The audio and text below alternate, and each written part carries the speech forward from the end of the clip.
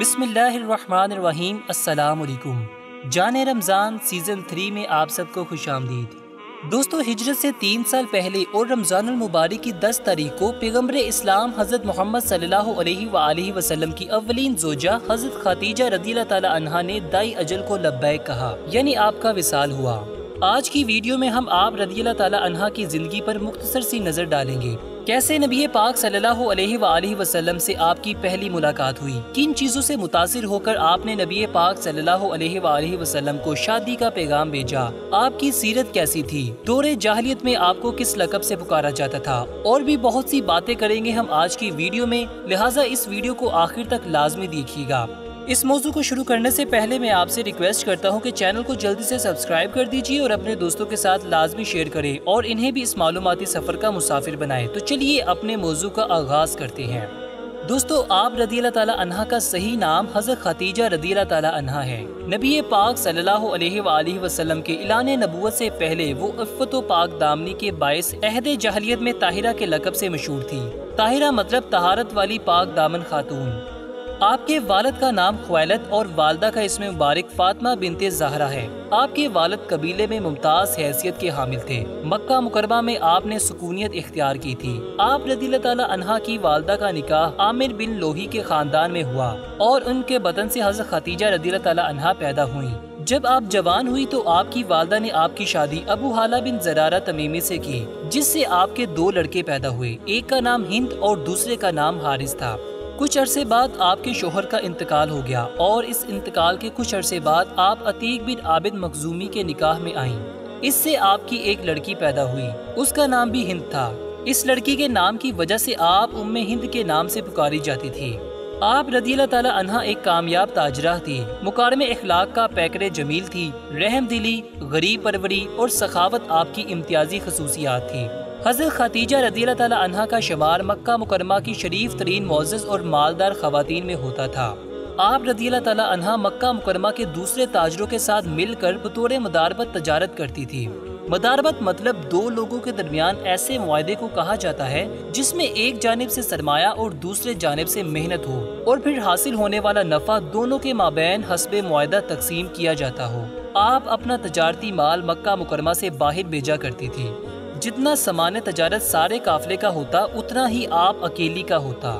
آپ اپنے نمائندوں کو سامان تجارت دے کر روانہ فرماتے جو آپ کی طرف سے کاروبار کرتے۔ اس کی 2 صورتیں تھیں، یا تو وہ ملازم ہوتے، ان کی اجرت یا تنخواہ مقرر ہوتی جو انہیں دے دی جاتی، نفع اور نقصان سے انہیں کوئی سروکار نہ ہوتا، یا نفع میں ان کا کوئی حصہ نصف، تہائی یا چوتھائی مقرر کر دیا جاتا۔ اگر نفع ہوتا تو وہ اپنا حصہ لے لیتے، بصورت نقصان ساری ذمہ داری حضرت سیدہ خدیجہ رضی اللہ تعالی عنہا پر ہوتی۔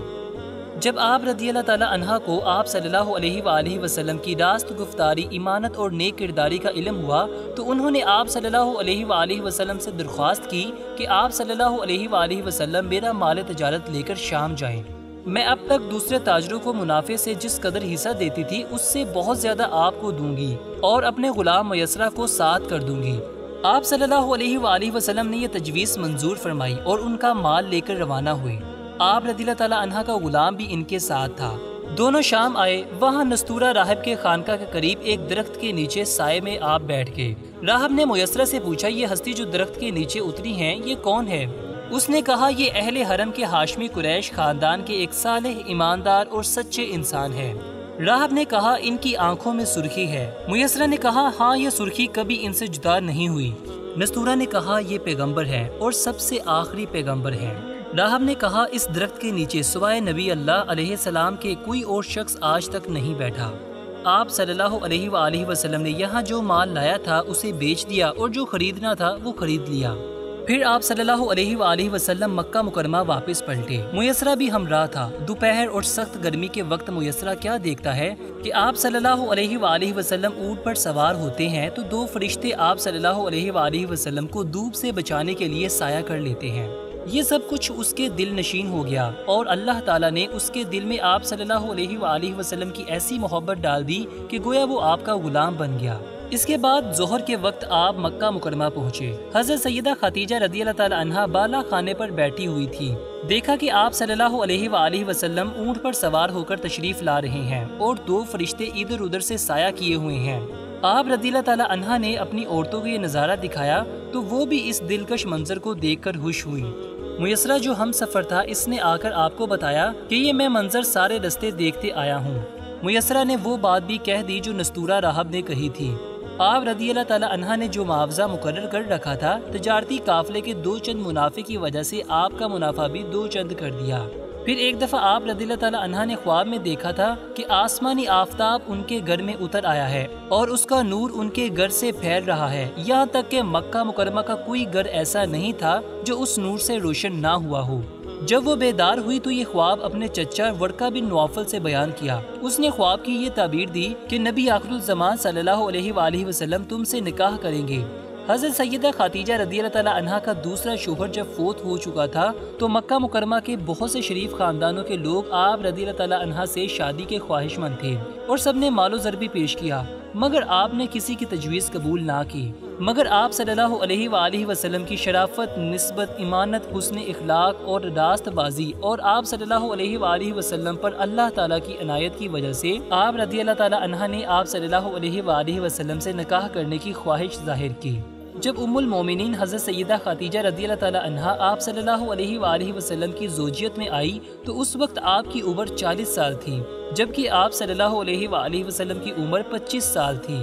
حضرت ابو طالب نے خطبہ نکاح پڑھایا، 5 طلائی درہم حق مہر قرار پایا۔ نکاح کے بعد آپ 25 برس تک زندہ رہیں۔ ان کی زندگی میں آپ صلی اللہ علیہ وآلہ وسلم نے دوسری شادی نہیں کی۔ پھر حضرت ابو طالب کی وفات کے چند ہی روز تقریباً 35 دنوں کے بعد 10 رمضان المبارک کو حضرت سیدہ خدیجہ رضی اللہ تعالیٰ عنہا وفات پا گئی۔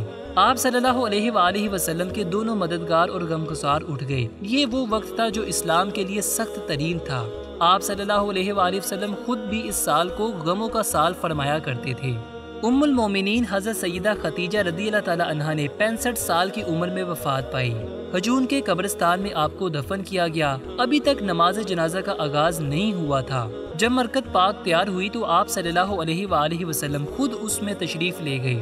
پھر اس قبر انور میں آپ رضی اللہ تعالیٰ عنہا کو اللہ تعالیٰ کے سپرد فرما دیا۔ دوستو، جتنا بھی واقعہ میں نے آپ کے سامنے بیان کیا، یہ بہت مختصر کر کے بیان کیا اور بہت سی چیزوں کو سکپ کر دیا، کیونکہ تمام تر واقعہ ایک ہی ویڈیو کے اندر بیان کرنا بہت مشکل ہے۔ اگر آپ اس موضوع پر اور ویڈیوز دیکھنا چاہتے ہیں تو کمنٹ سیکشن میں اپنی رائے کا اظہار کیجیے گا۔ تو آج کی ویڈیو کا وقت ختم ہوا، آپ سے ملاقات ہوگی انشاءاللہ کل۔ اجازت دیجیے، اللہ حافظ و ناصر۔